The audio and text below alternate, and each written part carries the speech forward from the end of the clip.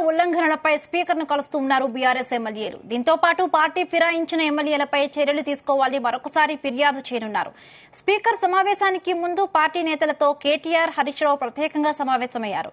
ఈ సమావేశానికి పలువురు ఎమ్మెల్యేలు సమావేశం కాగా గ్రేటర్ ఎమ్మెల్యేలు దూరంగా ఉన్నారు. ఇందులో మాజీ మంత్రి మల్లారెడ్డి, లక్ష్మారెడ్డి, సుధీర్ రెడ్డిలు దూరంగా ఉన్నారు.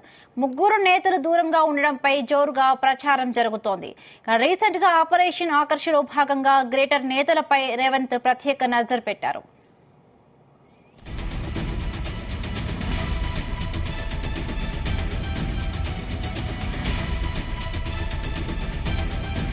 రైట్ గా ఇదే అంశానికి సంబంధించి మరిన్ని పూర్తి అప్డేట్స్ మా ప్రతినిధి బ్యూరో చీఫ్ నరేందర్ అందిస్తారు. నరేందర్.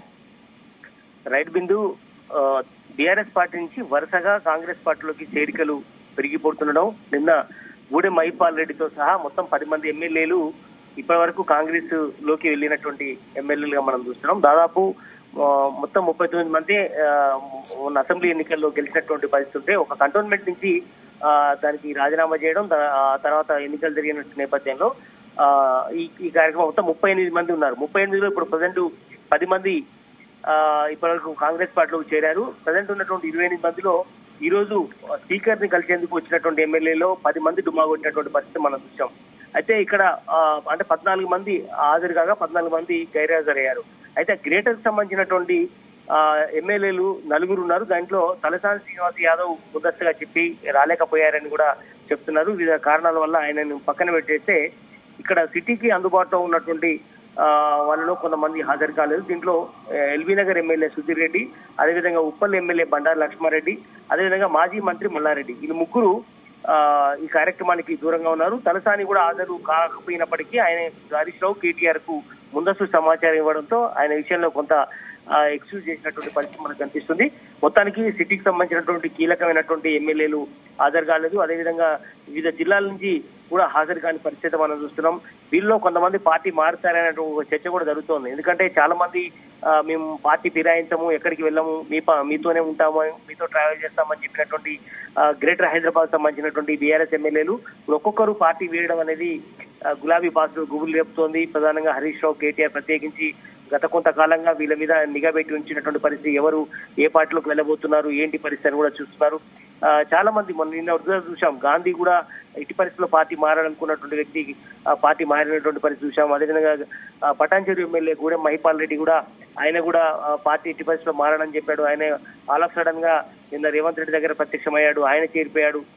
ఇట్లా సిటీకి సంబంధించినటువంటి వాళ్ళందరూ ఒక్కొక్కరు చేరిపోతున్న నేపథ్యంలో ప్రత్యామ్నాయంగా ఏం చేయాలి అనేటువంటి దాని మీద చూస్తున్నారు. అయితే స్పీకర్ కు ఈ రోజు రిప్రజెంటేషన్ ఇవ్వడంతో పాటు ఫిరాయింపులపై చర్యలు తీసుకోవాలి అనేటువంటి ఆలోచనతో ఈ రోజు అందరూ కూడా అసెంబ్లీలోని వాళ్ళ ఎల్పీ కార్యాలయానికి చేరుకున్నారు. ఇక్కడి నుంచి కాసేపటి క్రితమే స్పీకర్ గడ్డం ప్రసాద్ కుమార్ ని కలిసేందుకు లోపలికి వెళ్లారు. ప్రస్తుతం ఆయనకు రిప్రజెంటేషన్ ఇస్తున్నారు. ప్రధానంగా వీళ్ళు బీఆర్ఎస్ పార్టీ ఆరోపిస్తున్నట్టుగా ఎక్కడ కూడా సరి అయినటువంటి ప్రోటోకాల్ పాటించడం లేదు.